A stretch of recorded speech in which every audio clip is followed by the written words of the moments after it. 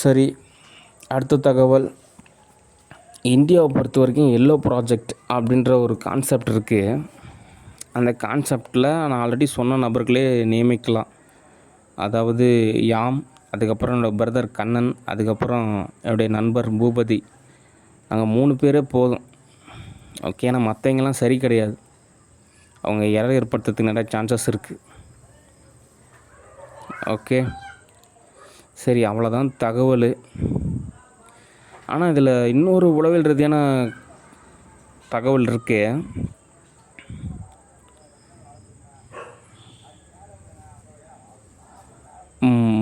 மாது அப்படின்ற ஒரு கான்செப்ட் ஒரு சில நபருக்கு தேவைப்படுறதுனால அது சார்ந்த ஒரு சூழ்நிலையை உருவாக்குறதுன்றது சரி கிடையாது. அவங்கவுங்க நிலையை அவங்கவுங்க தான் தக்க வச்சுக்கி அதை ஒருநிலைப்படுத்தணும். அதை வெளிப்படுத்தக்கூடாது.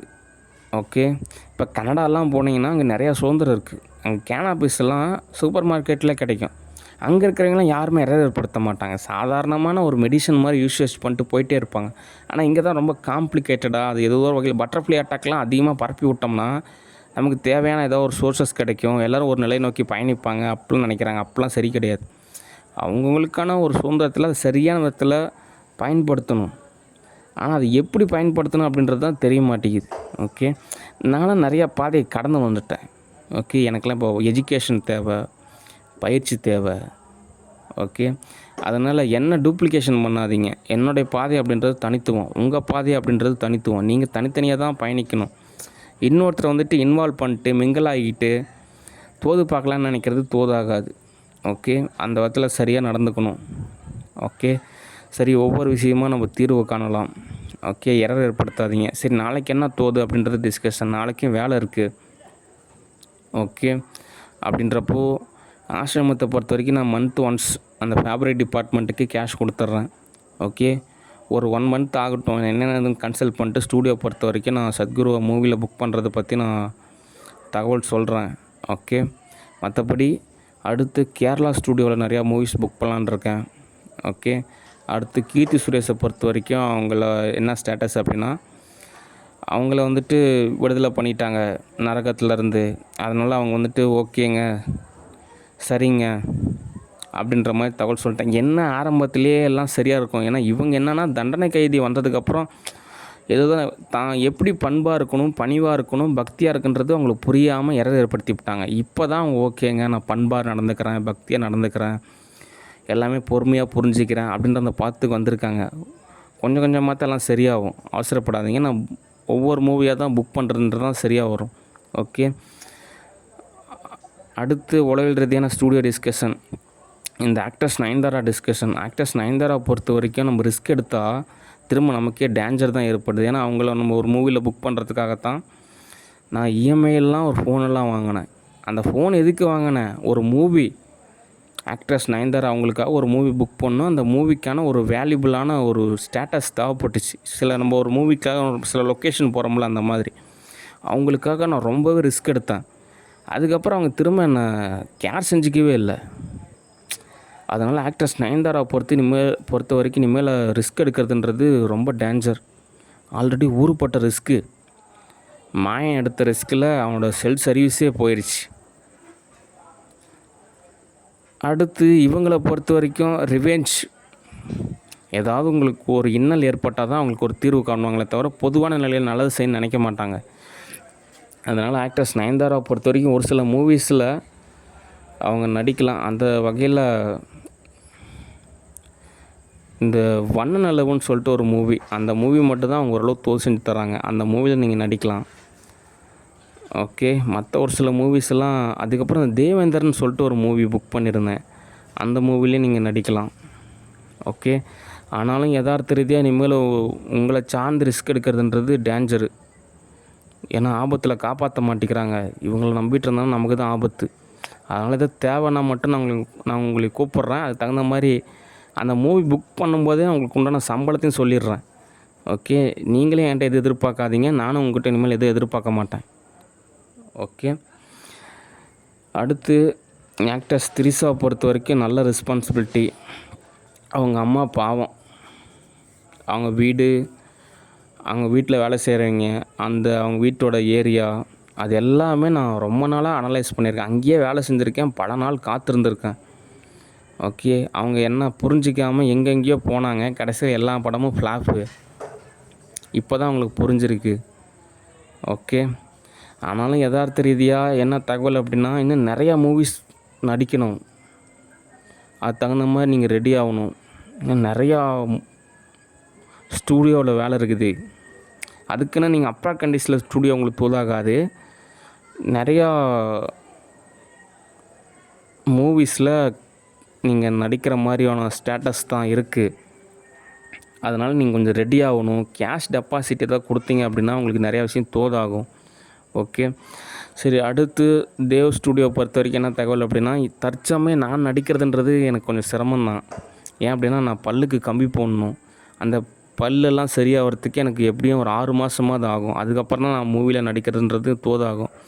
அது வரைக்கும் நான் ஆல்ரெடி நிறையா மூவி புக் பண்ணியிருக்கேன். நிறைய ஆர்டிஸ்ட்டு அவங்க அந்த மூவிஸில் நடிக்கலாம். உதாரணத்துக்கு அறநெறியாளன், அதுக்கப்புறம் சிவகார்த்திகேயன் நடித்த அந்த வண்ணம்னு சொல்லிட்டு ஒரு மூவி, அதுக்கப்புறம் அருண் விஜய் ஒளிச்சித்திரம் மூவி, இந்த மாதிரி நிறையா மூவிஸ்லாம் புக் பண்ணியிருக்கேன். அந்த நிலையில் நிறையா ஆர்டிஸ்ட் வந்து நடிக்கலாம். ஓகே, சரி. அந்த வகையில் என்ன தோது அப்படின்றத நான் இப்போயே சொல்லிக்கிட்டா தான் பரவாயில்ல. கடைசி நேரத்தில் நம்ம போயிட்டு தோது பார்க்குறது சிரமம். நான் ஒரு மூவியை இயக்குனதுக்கப்புறம் அது நிறையா திரையரங்கில் திரையிடப்படும். அப்படின்றப்போ அந்த தியேட்டரில் இப்போ அடுக்குமாடி தியேட்டர் இருக்குது அப்படின்னா, கீழ்த்தளத்துலேயே என்னோடய எல்லா மூவிஸுமே கீழ்த்தளத்தில் இருக்கக்கூடிய தியேட்டர்லேயே ஒளிபரப்பப்படும். ஏன்னா நிறைய பேர் மாடி படிக்கட்டுலாம் ஏறி வர முடியாதுங்க, ரொம்ப ரிஸ்க்கு. ஏதோ கீழ் தியேட்டராக இருந்துச்சுன்னா அப்படியே கார் பார்க் பண்ணிவிட்டு அப்படியே வந்துட்டு படம் பார்த்துட்டு அப்படியே நாங்கள் ரிட்டர்ன் வரத்துக்கு கரெக்டாக இருக்கும் அப்படின்றாங்க. அதனால் என்னுடைய திரைப்படம் எல்லாமே தமிழ்நாட்டில் இருக்கக்கூடிய எல்லா தியேட்டர்லேயும் முதன்மையான ஸ்க்ரீனில் எல்லா வசதி இருக்கக்கூடிய சூழ்நிலையெல்லாம் திரையிடப்படும். அது தகுந்த மாதிரி நீங்கள் எல்லாமே அமைச்சிக்கணும். ஓகே, அதுக்கப்புறம் கேஷ் கிடைக்கிறப்ப நானே சொந்தமாக நிறையா தியேட்டர் அமைச்சிக்குவேன். ஓகே, எனக்கு மட்டும் தனி விதிவிலக்கு இருக்குது. ஓகே, அந்த கடைசி நேரத்தில் சொதப்பல் ஏற்படுத்திடாதீங்க. ஓகே, நான் சொன்ன ரூல்ஸ் அண்ட் ரெகுலேஷன் தான் ஃபாலோ பண்ணணும். ஓகே, நான் ரொம்ப ஸ்ட்ரிக்டாக இருப்பேன். ஓகே, இந்த மார்க்கெட்டிங்கில் அந்த எல்லா விதத்துலேயும் பர்ஃபெக்டாக இருக்கும். அது தகுந்த மாதிரி தான் நீங்களும் ஓரளவுலாம் தோதாக அமைச்சிக்கணும். ஓகே, ஏன்னா நிறையா பேர் இப்போயே சொல்லிட்டாங்க, நீங்கள் மாதிரி உங்கள் படமெல்லாம் பார்க்க வர்றப்போ இந்த மாதிரி ஒரு 3 மாதத்துக்கு முன்னாடியே சொல்லிடுங்க, நாங்கள் அப்போலேருந்து இப்போயே புக் பண்ணுறாங்க. ஓகே, இந்த டேட்டில் இந்த டைமில் நாங்கள் வந்து அந்த திரைப்படம் பார்க்குறோம், இந்த ஸ்க்ரீன் தான் எங்களுக்கு வேணும், இந்த தியேட்டர் தான் வேணும், அதுவும் இந்த பகுதியில் வேணும், இந்த நாளில் தான், எல்லாமே இப்போலேருந்தே ப்ராசஸ். ஓகே, அதுக்கு தகுந்த மாதிரி தான் நீங்கள்லாம் தோது பார்த்துக்கணும்.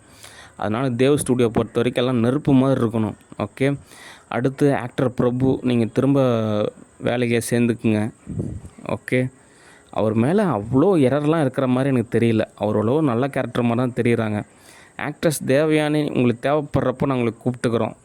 ஓகே, அடுத்து ஆக்டர் ரஜினிகாந்த், அவர் என்ன தகவல் சொல்கிறார் அப்படின்னா, ஆல்ரெடி என்ன நிறையா மூவியில் புக் பண்ணிங்கள, ஏன் என்னை கூப்பிட மாட்டேங்கிறீங்க அவர் நினைக்கிறாரு. ஆனால் ஆக்டர் ரஜினிகாந்த் ஜெயிப்பாரா அப்படின்னு ஒரு கொஸ்டின் இருக்குது. ஆனால் என்னோடய நிலையில் என்ன தகவல் அப்படின்னா, ஆக்டர் ரஜினிகாந்த் கண்டிப்பாக ஜெயிச்சிருவார். ஏன் அப்படின்னா, அவர் தன்னை ஒரு பணக்காரனாகவே அவர் காமிச்சிக்கிறது இல்லை. அவர் பணக்கார லைஃப் ஸ்டைலே அவர் வாழ்கிறதில்ல. அவர் தங்கிட்ட இருக்கிற சொத்து பத்து எல்லாத்தையும் விற்று கூட ஜெயிச்சிருவார். என்னோடய வீடே போனாலும் பரவாயில்ல, என்னோடய சொத்து பத்து சோத்துக்கே வழி இல்லாமல் குடிசை வீட்டில் இருந்தாலும் பரவாயில்ல, நான் நிச்சயமாக ஜெயிப்பேன்னு சொல்லிட்டு அவ்வளோ ஒரு தூரம் ரிஸ்க் எடுக்கக்கூடிய ஒரு நபர். மற்றவங்களா இருந்தால் யோசிப்பாங்க, எதுக்குங்க போதுங்க, சம்பாரிச்ச வரைக்கும் போதும், ஏதோ வெளிநாட்டுக்கு போனோமா, இது என்னோடய குழந்தைங்களாம் நல்லா இருக்காங்களா, பேர பிள்ளைங்க நல்லா இருக்காங்களா, போதுங்க அப்படின்ற மாதிரிலாம் ஓரளவு விலகி போயிடுவாங்க. ஆனால் ரஜினிகாந்த் அப்படி இல்லை, நான்லாம் கடைசி வரைக்கும் ரிஸ்க் எடுப்பேன் அப்படின்ற மாதிரி ஒரு நபர். அதனால் அவர் ஜெயிக்கிறதுக்கு நிறையா சான்சஸ் இருக்குது. அது இல்லாமல் ஒரு நல்ல ஆர்டிஸ்ட்டு தான், நல்ல டேலண்டான பர்சன்ஸ் தான். ஆனால் என்ன உழவுறதான எரர் அப்படின்னா, மூவ் பண்ண மாட்டேங்கிறாரு. கேஷ் வந்து ஓரளவுக்கு கொடுத்து ஓரளவு தோது பார்க்கலான்னு நினைக்க மாட்டேங்கிறாரு. கொஞ்சம் இல்லை, ஓரளவு கஞ்சனாக தான் இருக்கிறாரு. ஏதோ ஒரு 10 லட்சம், ஒரு 50 லட்சம், 1 கோடி, ஒரு 5 கோடி இந்த மாதிரி செலவு பண்ணாருன்னா அவருக்கு தேவையான வசதி எல்லாமே கிடைக்கும். அதுக்கப்புறம் நிறைய விஷயம் தோதாகும். ஓகே, நல்ல ஆர்டிஸ்ட்டு தான். நான் பொறுமையாக காத்துருங்க. உங்களோட எரர் எல்லாமே நீங்கள் சால்வ் பண்ணணும். ஆனால் அவர் இன்னொரு உளவியல் ரீதியான காரணமும் இருக்குது. அவர் நிறையா மூவியில் புக் பண்ணால் அதுக்கு தகுந்த மாதிரி அவர் நமக்கு ரெடி செஞ்சு தர மாட்டேங்கிறார். இப்போ எந்திரன் மூவி மட்டும்தான் உங்களுக்கு அப்படின்றப்ப அந்த எந்திரன் மூவி சார்ந்த விஷயத்தை மட்டும் தான் அவர் நம்ம கரெக்டாக தோது செஞ்சு கொடுக்குறாரு. அதனால தான் போதுங்க, இவ்வளோ மூவி புக் பண்ணி நீங்கள் எதுலேயுமே தோதாக மாட்டிக்கிறீங்க, இந்த ஒரு மூவியில் மட்டும் தான் தோதாகிறீங்க, பேசாமல் இதிலே நடிங்க அப்படின்ற மாதிரி கான்செப்ட்டு. ஆனாலும் பொறுமையாக காத்துருங்க, உங்களுக்கு உண்டான சூழ்நிலை அமைகிறப்போ ஒவ்வொன்றா தோதாகும். ஓகே, நீங்கள் ஏதோ கேஷ் கொடுத்தீங்கன்னா தான் மூவ் ஆகும் அப்படின்றதே நீங்கள் புரிஞ்சிக்க மாட்டேங்கிறீங்க. அதனால் கொஞ்சம் காசு செலவு பண்ணுங்கள், திரும்ப அதை வாங்கிக்கிங்க. ஓகே, திரும்ப நான் உங்களுக்கு 2-3 மடங்கு கூட எக்ஸ்ட்ராவே காசு கொடுத்துட்றேன். ஓகே, ஏன்னா ஒரு நல்ல ஆர்டிஸ்ட்டு, அதனால் நான் தகவல் சொல்கிறேன், அவ்வளோதான். இதில் டோன்ட் மிஸ் அண்டர்ஸ்டாண்டிங், நீங்கள் எதுவும் நினச்சிக்காதீங்க. ஓகே, சரி, அவ்வளோதான் தகவல். சரி, வேறு ஏதாவது இருந்தால் நான் உங்களுக்கு தகவல் சொல்லுவேன். ஆனாலுமே ஒவ்வொரு நாளும் இப்படியே பேசிகிட்டு இருக்கிறத விட ஏதோ மூவி புக் பண்ணாலோ ஏதாவது ஒரு கிளாஸஸ் அட்டன் பண்ணாலோ தான் அடுத்து நிறையா விஷயம் தோதாகும். ஓகே, சரி. டிஎஸ்டிஎஸ் பிரைவேட் லிமிடெட் கம்பெனிஸ், நம்ம வீடியோ கேமு தான் புக் பண்ணணும், அது தகுந்த மாதிரி தோது பாருங்கள். சரி, நான் உங்களை திரும்ப கூப்பிட்றேன். சரி, நன்றி, வணக்கம், பாய்.